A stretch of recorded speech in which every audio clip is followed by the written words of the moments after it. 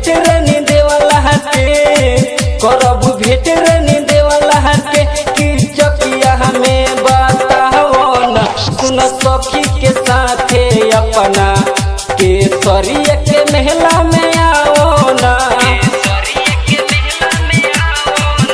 सुन सखी के साथे अपना केसरिया के महला में आओ ना।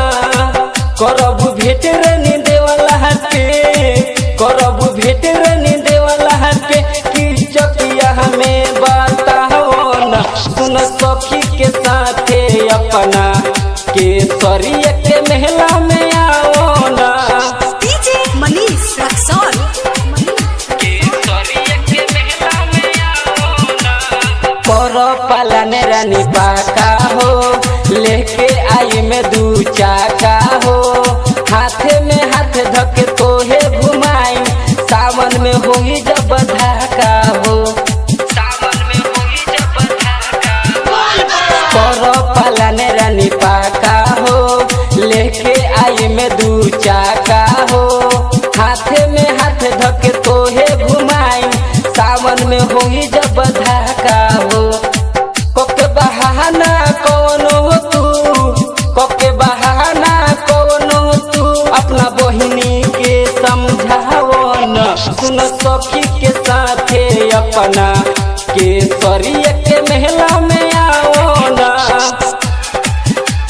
बोला बोला देवघर वाले बाबा की। डीजे मनीष रक्सौल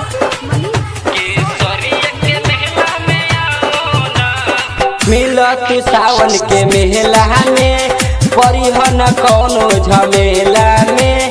हमनी के जोड़ी केहू न तोड़ी, खाई जो छोला अकेला में। मिलत सावन के मेला में, परिहन कौनो झमेला में। हमनी के जोड़ी केहू न तोड़ी, खाई जाए छोला अकेला में। कहेला रंजन सुशील तू, कहेला बूबू सोना तू, प्रेमी श्यामल के तरपाओ ना। सुन सखी के साथे अपना केसरिया के महला में आओ ना। सुन सखी के साथे अपना केसरिया के महला में आओ ना। GF डिजिटल रिकॉर्डिंग स्टूडियो पूरन छपरा।